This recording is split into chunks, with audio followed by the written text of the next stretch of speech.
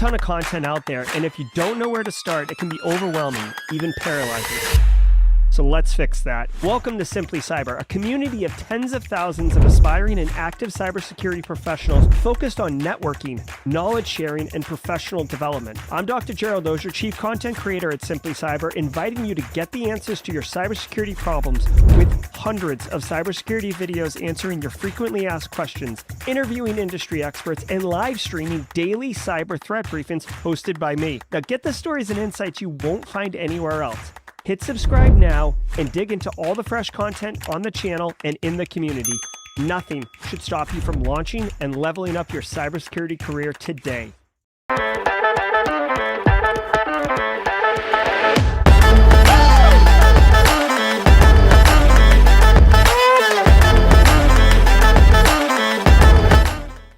All right, good morning, everybody. Welcome to Thursday, February 1st. Good morning, February. How are you? This is episode number 548. I'm sorry, y'all. I'm a hot mess express this morning.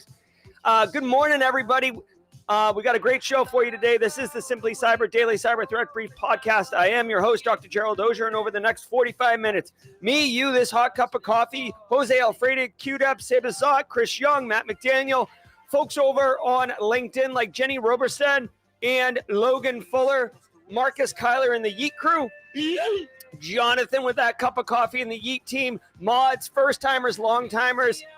Woo!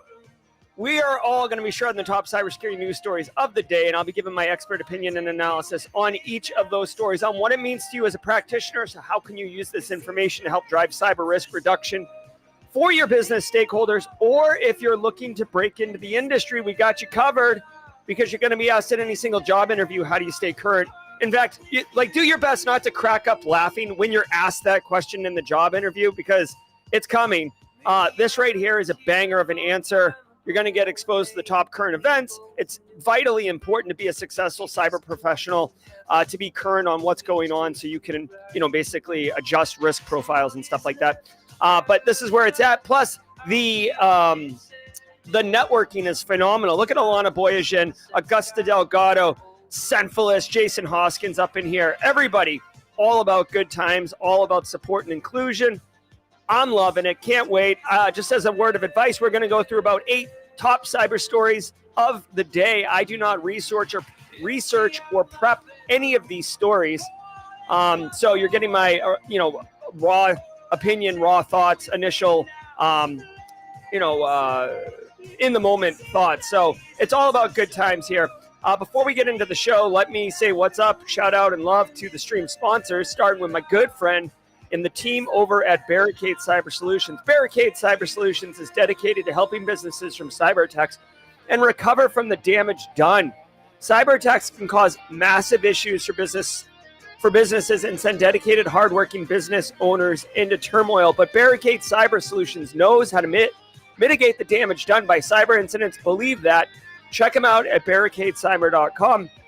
Also want to throw a lot of love over to Panoptcy Security. Brandon Poole and his team over there had a call with Panoptcy last night. Kind of unexpected late night call with Brandon, but some really, really cool information, maybe some potential really wild stuff that I might get involved with. So stay tuned for updates on that. But as far as Panoptcy can go, get a partner who understands your cyber program and your business goals. If you need help in any way tactically, like I know how to run a tabletop exercise, I just don't have the cycles to do it. Or, and this is true, I've been telling my CIO and executive team that we need to do this, whatever this is. We've got a hot mess express of risk over here, but it doesn't seem to be resonating with the executives. I'm guarantee you have someone else come in, a third party, an external party, even though they'll say the same exact thing, the executive team will listen to them. It's frustrating and annoying, but it is a reality that we have to live with as practitioners. So if you need some help from seasoned professionals that know exactly what they're doing with respect to your industry, your resources, your time, Panoptcy Security, that's where it's at. Go to panoptcy.com, get some of that action. Also want to say shout out and love to Antisyphon, but more about them later at the mid-roll. Although I know many of you know all about how awesome Antisyphon training is, because many of you are in the Active Defense and Cyber Deception course right now. But we'll talk more about that later in the show. I want to let everybody know here that each episode of the Daily Cyber Threat Briefing is worth half a CPE. So be sure to say what's up in chat. Hashtag Team SC in chat. I'm going to go ahead. I do identify as a member of the Simply Cyber community in addition to being the host of the show. So hashtag Team SC. Here's the trick. Get your CPEs. Say hi in chat. Take a screenshot like Wilbert Philippe just did here. Take a screenshot and just file it away. It takes 5 seconds to hit Windows key Shift S. It takes 1 second to hit print screen. Whatever you want. Get a piece of evidence every single day. And if you ever need it for an audit, you've got it. Half a CPE a day. Say what's up in chat. There's no magic formula. There's no secret application you have to fill out. Just take a screenshot. Love it, love it, love it. And hey, really quickly, if today is your first episode, if episode 548 of the Simply Cyber Daily Cyber Threat Briefing is your first episode, please let us know in chat with a hashtag first timer. Don't be shy. We really, really love welcoming newcomers into the community, whether you're on LinkedIn or YouTube, or we're going to start broadcasting to Twitch as well. So it'll for reasons. If you're interested, I'll explain it to you. But we're going to be broadcasting over there. So just say hashtag first timer in chat and let us know it is your first time. We have a special emote, a special sound effect we would love to play for you. Welcome to the party, pal. So I just want to let all y'all know that every day of the week has a special segment. And Thursdays, we have a long-standing tradition of What's Your Meme Thursday with Haircut Fish developing a custom meme for the show. Every meme is unique and fresh and brand new, and it's usually germane to something that happened earlier in the week. Dan Creedon with a first-timer. Welcome to the party, Dan. Welcome to the party, pal. All right, I see Evans is a third-timer. Judges? Yep, we'll give it to him. Welcome to the party, pal. Willard Emmanuel from Singapore.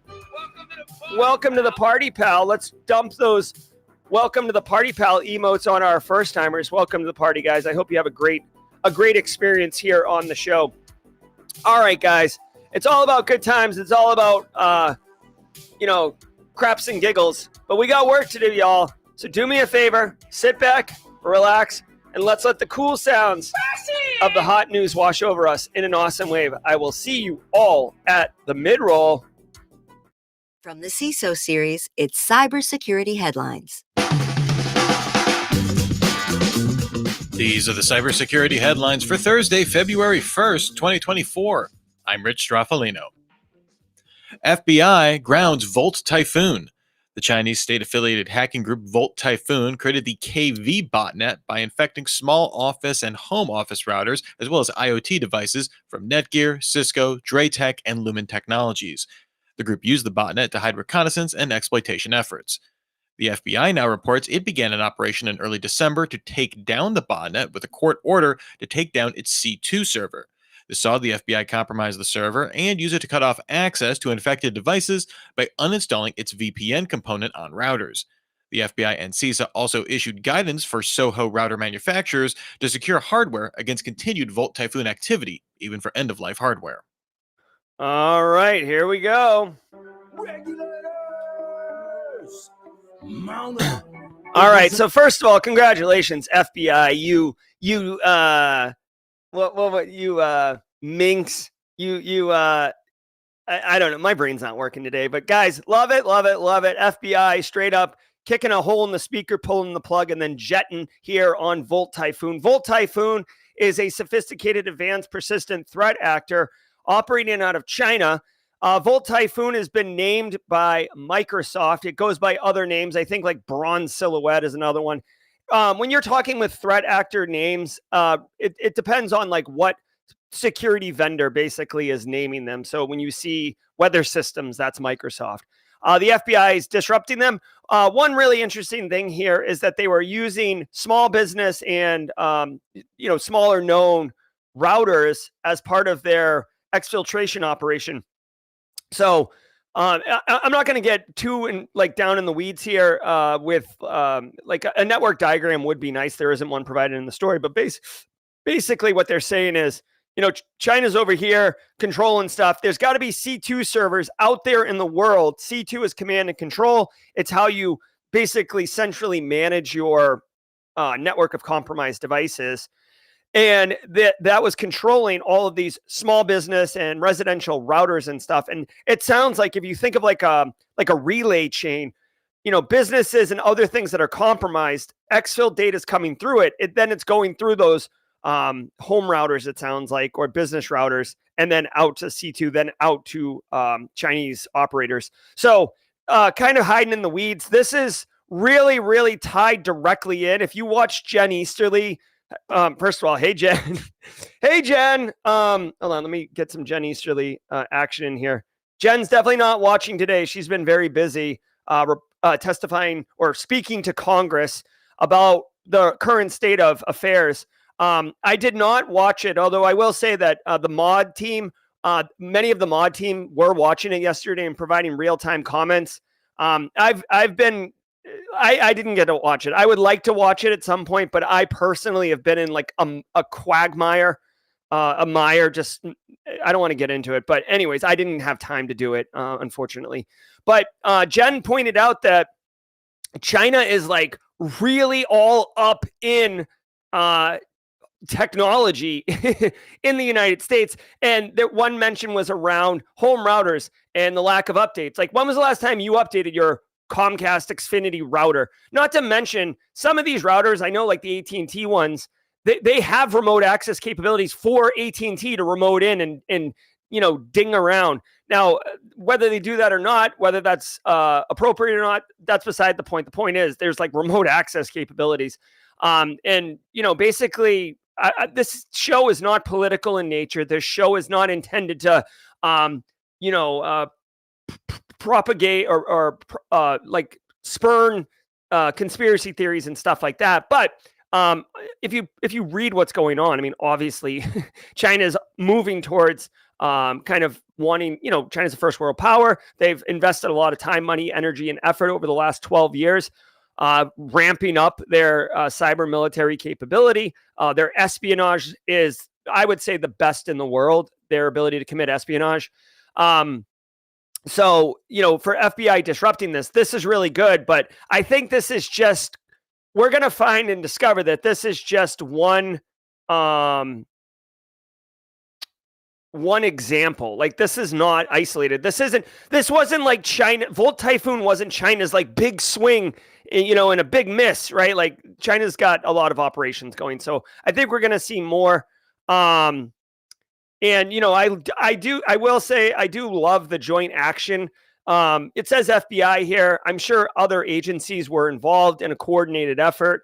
After seeing, what happened in September 2001 with the lack of information sharing between CIA and FBI, Homeland. Well, Homeland didn't exist at the time, but you know what I'm saying? Like, I'm glad to see this joint coordination and sharing of information. Definitely go check out that Jen Easterly testifying before Congress. I'm a little disappointed that, honestly, that this is one of the things about the CISO series stories that is a little frustrating, and why I would like to remedy a bit. Like, the Jen Easterly testifying before Congress should absolutely have been the lead story on all of this, but I'm sure it'll be in the news tomorrow for them. So anyways, way to go, FBI. I do want to say really quickly, just as a real quick aside, if you're interested in learning more, this is simplycyber.io/books. I'm currently reading, where is it? I'm currently reading this book right here, Battlefield Cyber. This is a very interesting book. The subtitle is How China and Russia Are Undermining Our Democracy and National Security. It is not a salacious National Enquirer hot take. There's a lot of like objective, grounded information in this book. It's excellent. I'm probably like a quarter of the way through it. So anyways, if you're interested in learning more. More companies refuse to pay ransoms. The ransomware negotiation firm Coveware reports that in Q4 2023, a record low 29% of firms made payments to ransomware operators, down from 37% a year ago. The firm notes the rate of ransomware payments decreased steadily over the last 5 years, at a peak of 85% of firms paying in Q1 2019. This drop occurred even in cases where threat actors exfiltrated data. Coveware said the continued decline comes from mounting legal pressure on paying ransoms, a lack of trust in cyber criminals, and overall better preparedness for ransomware attacks. Yep. Binance. All right. So, hey, you know what? Winner, winner, chicken dinner. I'm loving this, baby. I'm loving this. Ransomware payments, get those out of here. So, if you've been paying attention, you would have noticed maybe a year ago, threat actors, like real big ones, like Clop ransomware, for example, they've tampered down the amount of encryption that they're doing and ratcheting up the amount of data exfil they're doing. So originally, 2017, 18, 19, threat actors would encrypt all the files, delete the backups, and then hold the keys ransom. Then Conti ransomware gang, Wizard Spider, they really pioneered the double extortion technique. Ooh, getting BOGOs up in here. 2 for 1, 2 for 1. And they would steal all your data, then encrypt your data. And then they have two things that they can sell you: the keys and your data back to you or to your competitors or whatever. And, you know, basically, as security controls got better, backups got better, immutable backups, ransomware is such a blight that a lot of security vendors develop solutions for it. And a lot of executives are asking their CISO, how are we protecting from ransomware? So because of that, there's been enough budget cycles that have happened where now businesses can recover from ransomware. So it really is a multi-pronged, like this chart right here. You might just think that we're winning, but we are kind of, but it's much more multifaceted why this chart's happening right here. There's less encryption going on. Okay. Businesses are able to recover faster. Certain businesses like federal agencies aren't allowed legally to pay the ransom. And threat actors are just doing data exfil. They're not even encrypting your stuff. Okay, so payment rates are going down. You know, again, the only way we're going to win the ransomware war is that if we de-incentivize threat actors from doing it. And right now, catching them and throwing them in jail is hard, and it doesn't seem to incentivize them. It doesn't seem to deter other people. So instead of like a bigger stick, you have to like basically, I guess, make the carrot smaller. If you want to use a carrot stick analogy. Yeah, I think I definitely agree that businesses are just better prepared to recover from a ransomware attack. So anyways, good. Internal info exposed on GitHub. 404 Media reported that data belonging to the cryptocurrency giant sat available on GitHub for months. This included internal production passwords, technical information, code, and infrastructure diagrams. There remains no public evidence of misuse, at least so far. Binance filed a copyright takedown request with GitHub to have the information removed. It's not clear if the account that uploaded the information acted maliciously or accidentally. Binance characterized this simply as a leak in the takedown notice. All right, couple things here. Eric Taylor is in chat. Good morning, Eric. Eric says Coveware is known to refuse payment for ransomware if they suspect it's a nation-state threat actor, which is interesting, right? That could be another reason why ransomware payments have gone down, because the insurance company refuses to do it. Eric Taylor dropping bombs in chat. Here comes a 50 drop, 50 squad member, 50 people in chat right now are about to become Simply Cyber squad members. 100 people in chat right now are about to become Simply Cyber squad members. Thanks so much, Eric Taylor and the Barricade team. We just become best friends. Yep. It's all about community. Definitely make sure that you turned on the ability to accept squad memberships, because right now it is raining squad memberships up in chat. Let's get the Oprah emotes. Hey, you first timers, there's something called squad. You see the name in green, you see the little badges, you see all these things jumping on. Hop on the train and become a squad member. All right. Hey, check it out. Binance code and internal passwords exposed on GitHub. All right. So Binance, the crypto, here we go. I'm a crypto evangelist. I love it. The crypto trading platform apparently had a public GitHub repo with code, infrastructure, passwords, and other technical information. Couple things here. One, it just goes to show you that it doesn't matter if you're a multi-billion-dollar company or you're a mom and pop shop. Like, just because you have an A-load of money doesn't mean that you have the best security or the best processes, the best practices, or whatever. Now, what's really interesting is this story got picked up in the news, but Binance simply put a takedown request on for GitHub to pull it down and mentioned discreetly what was in there, including internal passwords. From a business perspective, I get Binance would like to not make an announcement that they had crappy security. Obviously, with internal passwords, like my money at Binance is okay, but like I'm not getting robbed at Binance. But if you have internal passwords, infrastructure diagrams, all that, that is juicy bits of recon and potentially initial access to the environment. So once you get in there and know where you're going, then you can rob people. So this is a really hideous look for Binance. I am confused why it was on GitHub. Either A, somebody who worked at Binance posted that information there, not thinking it was a big deal for some unknown reason, or B, somebody got that information from a data dump, and instead of posting it on a dark web forum, they posted it on GitHub, which is about as clear text as you're going to get. So anyways, not a good look. Again, I you know what I think about crypto? Like I'm all set. I played with crypto a little bit, NFTs, Shiba Inu coins, or whatever those coins were, Binance, Coinbase, FT. Like I looked at these things. I put a little bit of money in them so I could appreciate and understand them. And they're all straight up scams, man. Straight fraud. There's no utility to crypto. I love Charles Finfrock. I love Justin Gold. There's no utility. The only value of crypto is convincing someone else that it's worth more than what you paid for it. That's the utility, which is called fraud. All right. AI poisoning tools sees download surge. Last week, researchers at the University of Chicago released a tool called Nightshade. Similar to other AI poisoning tools like Glaze, Nightshade serves to distort feature representations inside generative AI image models. The idea being that anyone not wanting their data scraped for training could use this while still keeping their content indexed on the open web. The team reports that since release, Nightshade saw over 250,000 downloads, indicating a high level of interest.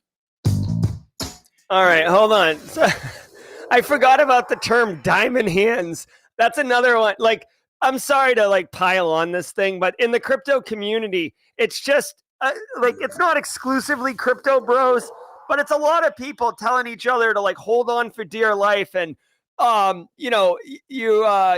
if you sell, you weren't cut out for it. They call it diamond hands. You got to keep those diamond hands on. But all it is a social engineering attack to convince the suckers not to sell, while the people who are making money, they're the ones pushing the diamond hands. Whatever, man. All right. Hey, who just got a Carrie Tyler with a 1-year anniversary? Hey, Carrie. Love it. All right, so let's talk about this story. Nightshade data poisoning tool. Looks like way to go, University of Chicago, Chi-Town. What's up, Windy City? They have a tool that quote unquote poisons digital artwork from scraping AI models. Not really a cybersecurity story, although I guess you could argue that it's an integrity thing. So this is really interesting. Basically, the format here is that there's numerous lawsuits from artists and publishers suing OpenAI, Google, Microsoft, etc., saying that their artwork is being stolen, right? And then Microsoft, Google says no, AI generated this. It's not a copy paste of your stuff. It's AI. So anyways, that's a hot mess. But what they're doing here is the computer scientists insert, I guess, invisible pixels or invisible changes to pixels, which basically makes a human not see any different. But the AI scraping models, since they're computers, they see it as they do see it, and it screws up the way that they make it. So basically, if you are an artist, right? If you're a digital artist or a real artist or whatever, you would definitely be interested in this Nightshade application because it can help protect your property. I do want to say this is kind of quasi-steganography. Steganography is where you hide data in images. I've got a whole lab in Cyber 101 on how to do it, but this is basically that because computers see it, humans don't. There we go. Straight crush it. Love it, love it, love it. All right, hold on one second. I'm getting all sorts of stuff here. So J.E. and Michelle says this could be modified to a more malicious intent. I suppose I'd love J.E. and Michelle your take on how this could be weaponized for malicious intent. It doesn't negatively impact the original artwork, but it does screw up the stolen one. I saw in my feed this morning.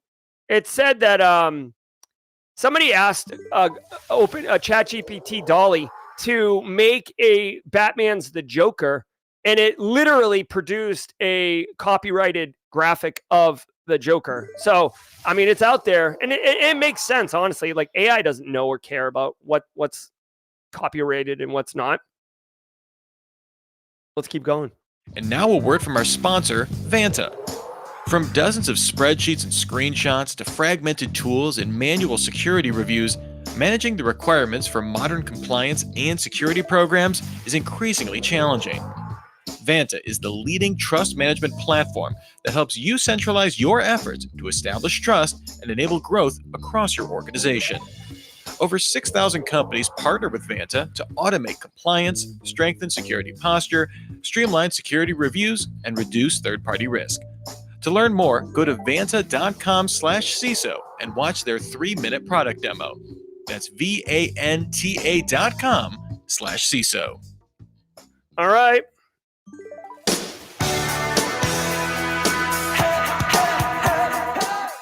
All right. Good morning, everybody. Welcome to the Simply Cyber Breakfast Club. This is the mid-roll. If you're getting entertainment or educational value from the stream, do me a favor. The best way to say thanks, Jerry, thanks, mod team, is to hit the like button on YouTube. Why? Because it basically triggers the YouTube algorithm to tell other people who are looking for cybersecurity content on YouTube that we're doing this over here, and then they can wander in, and then we get more hashtag first-timers in chat. So what's up?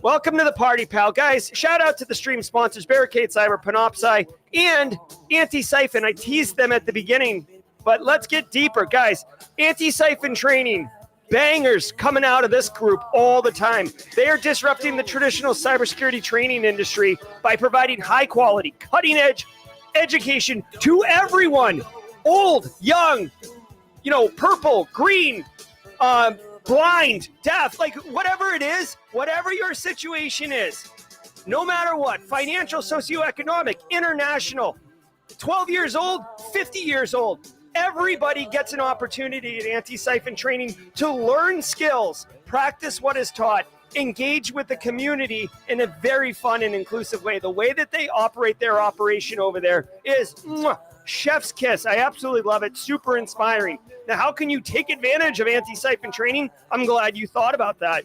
Right now, there's a link in the description below. You can go to the link and take next week this right here, SOC Core Skills with John Strand. John Strand is an epic instructor, practitioner, and frankly, human being, okay? If you would like to learn Kick A skills from a legend, sign up using the link below, and you can sign up for $0. This is what I'm saying. Don't be like, it's too expensive, or, I just don't have I can't afford it right now. If it's a priority to you, money isn't the issue. Set it up. Take the time. Prioritize it. I know I don't want to say any names in chat, but I know for a fact one particular person signed up for next week and worked with his wife to be able to shift responsibility so he could take that course and focus and get that value. I'm telling you, the networking is epic. The education is epic. The experience is epic. Link in the description below. I love myself some Antisyphon training. Yes, Deb Wigley's in chat. Everybody say hi to Deb Wigley if you see her. All right, hey, guys, Simply Cyber Community Challenge. Every single day we have a new one. Right now, Mark Johansson Stanley is carrying the baton. Guys, if you want to blow up your professional network in a really, really easy way, go on to LinkedIn, search for the hashtag Simply Cyber Community Challenge, and connect with the people posting and comment on their posts. Connect with the people in comments. You will 5 minutes a day doing what I just said, and you will blow it up. Now, I'm going to ask Mark Johansson Stanley to tag somebody. Mark posted yesterday he had the baton. One person a day gets the baton. Mark, please tag somebody. And whoever takes the baton up, go on LinkedIn, share your story, use the hashtag so people can find you. Tag me so I can amplify it. And let's keep the train going. We're on like day 200 of the Simply Cyber Community Challenge. It's awesome. Yes, David Brooks crushing his education goals. I love it. Now, every single day of the week is a special day. Thursdays are What's Your Meme? I just got this meme in right now. Let's share it. Dan Reardon, Haircut Fish. There it is. Groundhog Day. Groundhog Day is right around the corner, and here I am, Bill Murray letting the groundhog drive. LOL, what a classic movie. I love it. All right, let's get back to work, everybody. Thanks for the mid-roll break. I do love myself some Simple Minds. Don't you forget about me. U.S. lawmakers proposed Defiance Act to combat deepfake porn. A bipartisan group of U.S. senators introduced the Disrupt Explicit Forged Images and Non-Consensual Edits, aka Defiance Act. This gives people a civil right of action against using digital forgeries to portray an identifiable individual in an intimate act without consent, opening the door for victims to collect damages. A provision in the Violence Against Women Act Reauthorization Act of 2022 gave a similar right to non-faked images. The act would apply to any images created with software, machine learning, artificial intelligence, or any other computer-generated or technological means. All right, hold on one second. I think that this is awesome, but I'm confused. I'm a little confused. Again, I don't prepare or research these stories, so I don't want to misspeak on this one.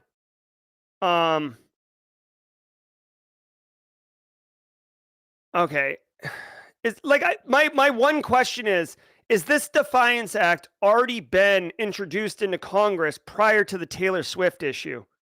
Okay, I think it has to have been. All right, so really quickly, there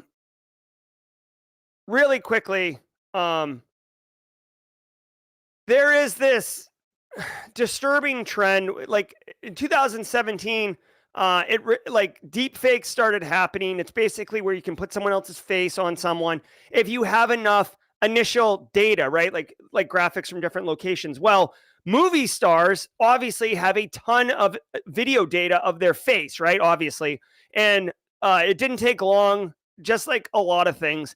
The adult film industry, honestly, is a major trendsetter for technology. If you didn't know that, just like fun fact, you may not know this, fun fact, DVD and, Blu-ray and HD DVD. There was a technology called HD DVD that was like competing with Blu-ray at some point. And I'm almost positive it was this. And like the adult film industry decided on Blu-ray, and like HD DVD just died. Okay. So that's just like one example. There's other examples, but anyways, usually technology gets weaponized in that space first. So it didn't take long for like Gal Gadot and Daisy Ridley and some other well-known, celebrity A-list actors to start showing up in adult films. And they weren't really in the film. Someone had just spliced their face onto the actor in the film, right? Obviously. Now this is very, very violating. It's very, very upsetting. There's multiple things you can Google and see from victims, frankly, who have experienced seeing themselves in these acts, and it's very invasive. It's mental health jarring. So anyways, there really does need to be a law against this. Now, the reason I pointed this out is because I guess there was like, it made the rounds. It went viral. Somebody did something with Taylor Swift in I think a still, like a nude pornographic picture that looked just like Taylor Swift, but it wasn't. So obviously this brings it up to, mainstream media, because everybody loves Taylor Swift. I love Taylor Swift. Her old stuff, though, let's not confuse the facts. I mean, the woman's entire catalog is excellent, but for me, for my dollar, 1989 Red, Taylor Swift, going back to the older days, after Bad Blood and all that pop stuff, I kind of got off the train. But I'm old and I yell at clouds, so that's what happens there. Anyways, Taylor Swift pushed this up to this. So fine, it sucks that someone did this to Taylor Swift. It sucks that someone does this to anyone. No person, typically females, no person should have to experience this kind of like violation. And I think it should be illegal. And honestly, I don't understand why you can't sue somebody right now for it. All right. I don't see why you can't sue someone for it right now. Just for like slander or defamation of character, perhaps. I don't know. But yeah. Anyways, yeah, you know what we need? Do you guys remember that viral video of the guy who was like, leave Britney alone? Like, we need to remake that and have like, leave Taylor alone. All right. U.S. law enforcement uncovers largest SIM swapping ring. The U.S. Department of Justice filed an indictment against Chicago resident Robert Powell. Yeah, really quickly, do not Google Taylor Swift nude or don't Google any of that stuff. All right. You don't want any of that. And you certainly don't want to do it at work. I'm not advising people here to go look it up. I'm just saying it's a thing. All right. Also, shout out to John Theodore, who's got the baton. John, love it. In the Northern District of Illinois, alleging that he operated a large-scale SIM swapping ring that stole over $400 million. Powell and his team allegedly operated these attacks from March 2021 through April 2023. The indictment outlines over 50 victims, with Powell forging documents to get SIM cards at Apple, AT&T, Verizon, and T-Mobile stores. The largest transaction claims that Powell drained over $400 million from a single company account, as well as cryptocurrency thefts of up to $1 million. Yeah, it's gross, dude. EU. All right, so SIM swapping, for those who think it's just like a fringe attack, no. Thank God, by the way. Regulators, mount up. It was a All right, so first of all, way to go, United States law enforcement. Second of all, SIM swapping, it's a real thing to the tune of $400 million. This isn't, picking peanuts out of elephant poop. This is high-end, real money. Now, again, it's crypto, so good luck. It's $400 million in crypto value, but you can't pay your mortgage. You can't pay your utility bills with Bitcoin, last I checked. So, so whatever. But this is a real thing. And if you don't know what SIM swapping is, it's basically an attack where your phone has a SIM card in it, right? And like, if you're going to switch phones, you switch SIM cards, and now your phone number ports over to your new phone. And it's very convenient for all of us. The problem is if a threat actor convinces somebody at AT&T or whatever that they're you and they've got your new phone, and they port your phone number to their phone, now you don't have a signal anymore, and you don't have a phone, and you also aren't getting your text messages like your multi-factor authentication.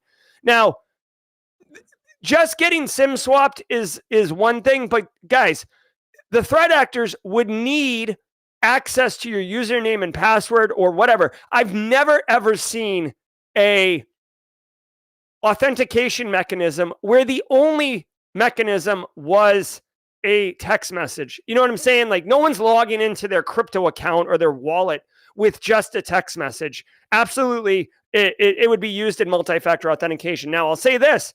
If you're dealing with hundreds of millions of dollars, I don't know if text messages is the right factor for you. Maybe go hardware key. Like, when you get over $1 million, maybe get a hardware key for everybody, because that's not going to get popped. Or maybe the Authenticator app. And now, if it's your only choice, then sure, you've got to you've got to go with the SMS text messaging, but it's not ideal. I will say if you ever see that your phone doesn't have service randomly, like not service, but like it says it can't find the network, like it looks like it's not on a cellular network, you've been SIM swapped, right? Like you should immediately get that reconciled and immediately make sure that your accounts are secured for sure. Okay. All right. Let's keep going here. Launches cybersecurity certification on digital products.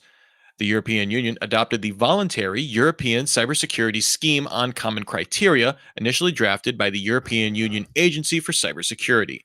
This will replace existing national certification frameworks, giving the bloc a more consistent process. The framework will apply to technological components. Hold on one second. Jay and Michelle says, is a hardware key an RSA token? No.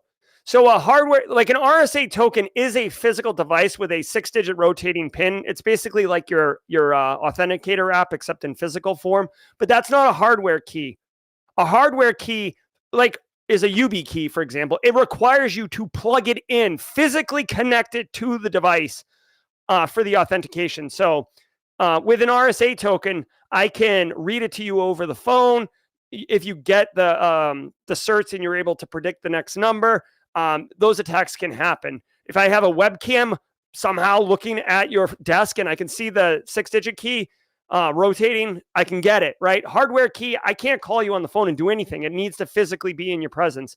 Sometimes you'll see, actually, not to derail too far, but sometimes you'll see webcams online that like are literally set up and just looking at a token on someone's desk. And it's like literally a hack for somebody who likes to work from home and for whatever reason can't take the token home. Like sometimes there's like shared accounts. Sometimes, you're not authorized to take the tokens out, or sometimes you don't want to lose them or whatever. So components, hardware, and software, setting out 2 levels of assurance based on risk of the product's intended use.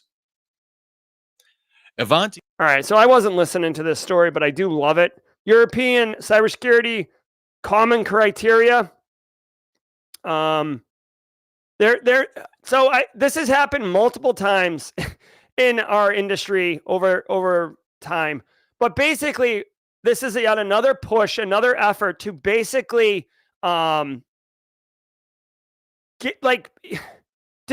certify products that they're a minimum level of security. Like right now, like for example, okay, real quick, like when you eat food, there's like nutrition facts on the side of the box, right? Okay. And then maybe for drugs, like pharmaceuticals, there's FDA approved, right? Like, so if you're going to buy some drug and they're like, oh, this is a miracle drug, like, Fountain of Youth or whatever, it gives you superpowers, right? It's the drug from Limitless. If it's not FDA certified, then it didn't go through any like rigorous testing or whatever, right? So we have these certifications to inform consumers of like integrity, legitimacy, minimum, whatever. And frankly, IT security products don't have that. And if you think about it for a minute, it does make sense. Why? Because, security products can't be 100% perfect. They are going to have vulnerabilities. They could be misconfigured, et cetera. So it's been really, really difficult. In fact, most security products, and this is a speculative hot take, okay? So let's do a speculative hot take. Jerry's tinfoil hat here. Speculative hot take. Most security products, when you buy a security product, you're typically not buying the best one on the market. You're typically buying the one that has the best marketing, right? So that's frankly part of it, right? I'm not saying you're going to buy some piece of crap technology that has like a multi-billion-dollar marketing budget. But what I am saying is, there could be really good EDR solutions that you've never heard of, and they can't penetrate the market because SentinelOne, Carbon Black, Microsoft Defender are suffocating the market. So I'm just saying, like, it's not always about, well, and if you think about it from a business perspective, right? Straight cash, homie. If I can go to market today with like 3 features and sell something, that's good. But if I could be like, oh, I got 5 more feature ideas, let's keep building, you never get to market, and then you run out of runway, you run out of money, and then you close. So anyways, I'm a huge fan of this. This, not to be confused, but it's somewhat similar. In the United States, we have CMMC, which is a minimum security standard for companies that will be doing work for the US government.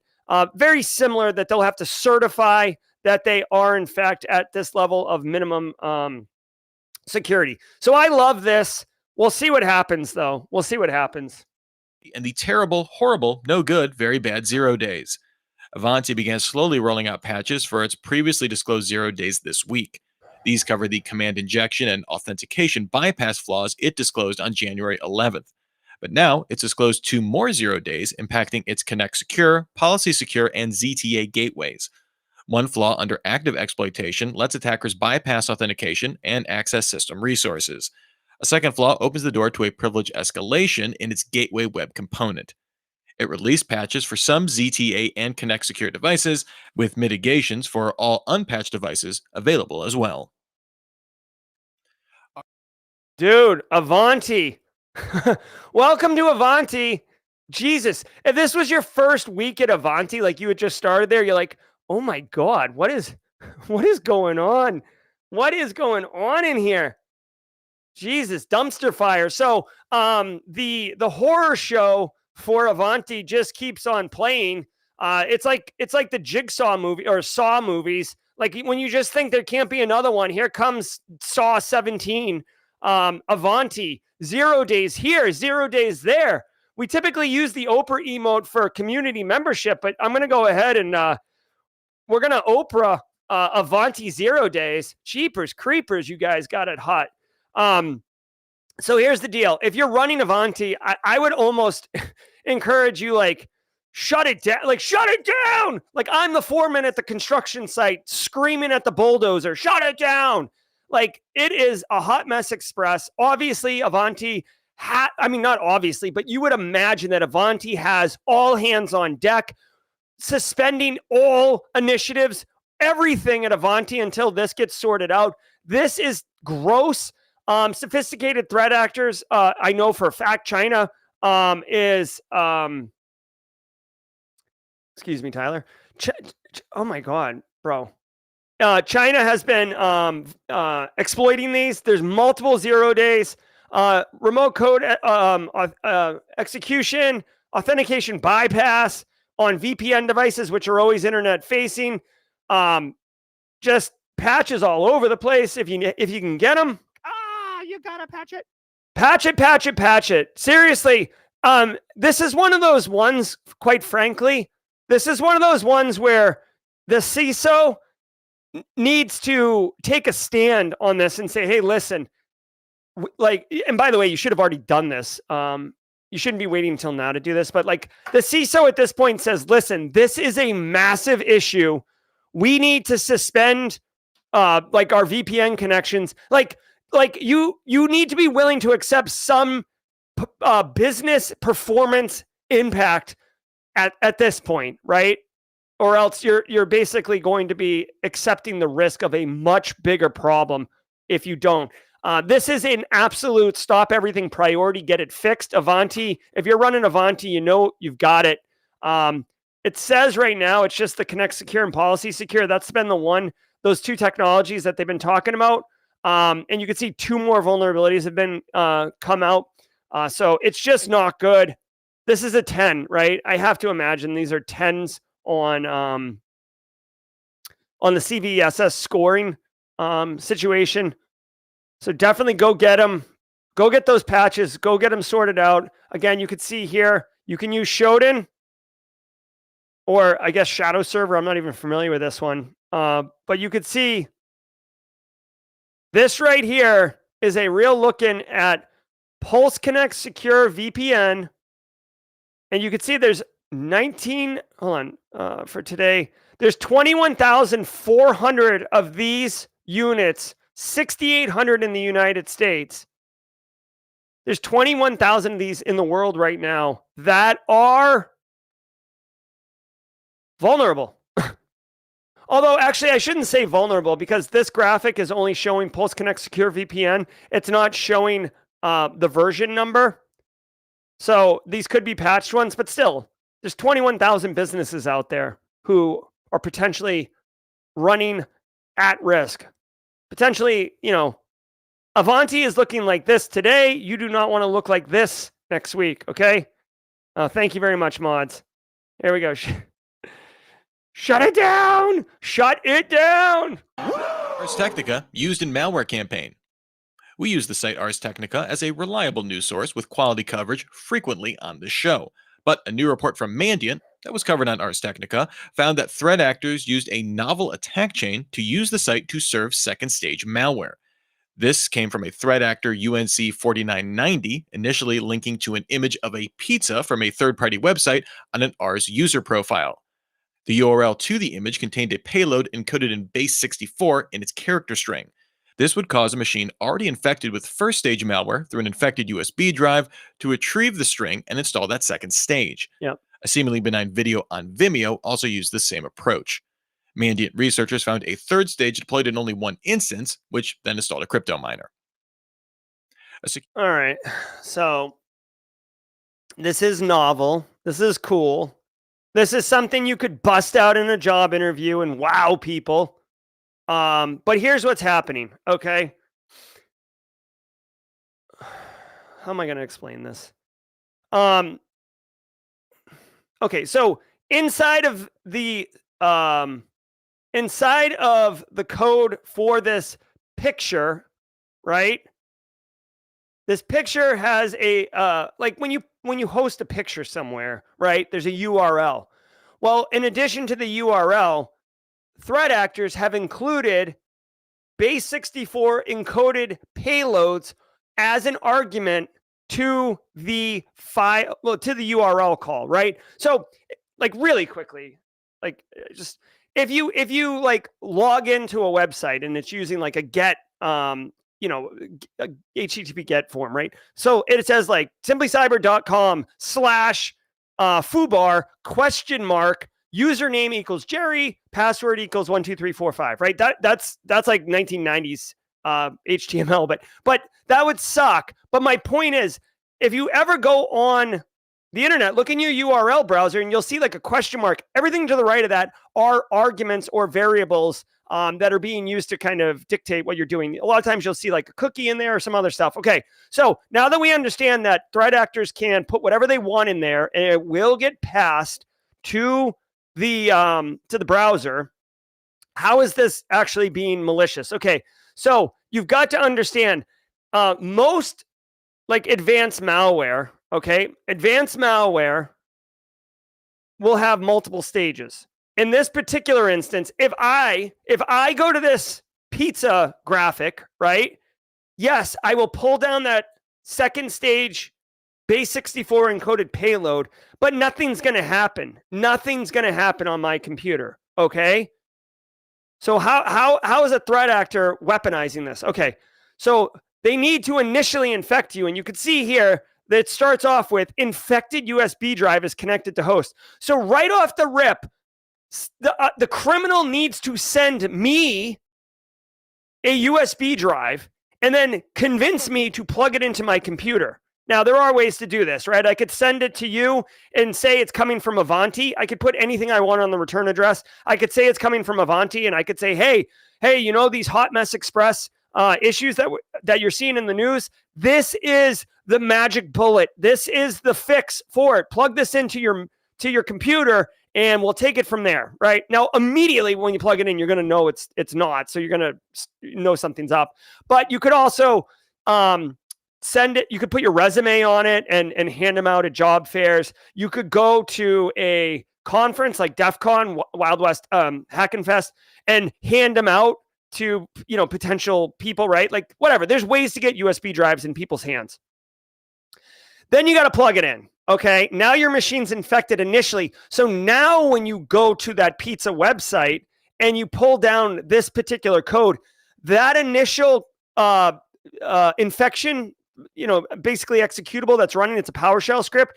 It is looking for this image to get pulled down at some point. And when it gets pulled down, then it will parse out this base64 encoded payload and do whatever it needs to do with it. Convert it into the actual PowerShell script, execute that PowerShell script, and you're off and running. What makes this a novel attack is A, because they're using that argument space to push the payload. Two, you got to remember, like, if I look at this pizza, like, I'm not thinking, hey, I'm compromised, right? Like, it's a very subtle way of delivering second stage payload that won't really show up in a SIM, right? I mean, it'll show up in a SIM. This code right here, if you looked in a SIM, you would see it, but you're not going to think like, oh, Ars Technica, like, oh, that's traffic that's acceptable. No one's going to think Ars Technica is a malware hosting platform. Plus, you're not going to see a file come across the wire because the file gets built on the host workstation. The base64 encoded payload is what comes across, right? And then it's built there locally. All right. Hopefully that helps. What is this? So I guess this is, thank you, BSEC. This is the base64 encoded payload. So if you're looking for a popsicle headache, DJ BSEC, thank you very much. Security program shouldn't stop at compliance. All right. Looks like we got a couple minutes here. Guys, I want to thank all of you so very much for being here today. Before you go, I'd love to remind you of a couple things. One, we've got Tyler Ramsby coming on as my guest today for Simply Cyber Live. Tyler, if you don't know him, definitely come check him out because he's a wonderful guy. He does a lot of pen testing stuff. He's found CVEs. And if you don't know what a CVE is, definitely come tonight because you're going to learn. They're huge to have those attributed to you. His resume is probably fat stacked now because he's got CVEs under his belt. He's a content creator. He's inspirational. He's motivating. He's really, really nice. He streams on Wednesdays. We'll talk about that. Come by today at 4:30 p.m. for Simply Cyber Live, the long-form guest interview. I also want to let you know that at 7 p.m. tonight, Slay Security is going to be live streaming. Jesse Johnson from the mods and from the Simply Cyber community. He streams. If you drop a link in chat, Jesse, I'll bring it up. Slay Security. So if you're studying for your Security Plus and you're looking for a community to collaborate with, learn from, and have a good time, you definitely want to join that Slay Security group. Every Thursday night, they're doing a Cyber Chef lab live tonight. So hold on. There we go. I don't see it scheduled tonight. So, all right. Anyways, just trust me. It's going to be here tonight. Okay. So let me copy paste and send this on it. All right, guys. I got to go teach at the Citadel. Whoops. Excuse me. Excuse me, Groundhog. I got to go teach at the Citadel. So I'm going to boogie out of here. Guys, have a great day. I hope everybody does well. Looking forward to the Simply Cyber Community Challenge. Much love to all of you. Thank you so very much. Just keep crushing it. Shout out to Deb Wigley for jumping in chat. Definitely go say hi to Deb if you haven't. She's a wonderful person. If you see her in real life at a conference, give her a high five. She does do high fives. All right, I got to go, guys. Thank you all so very much. Thank you. And until next time, stay secure.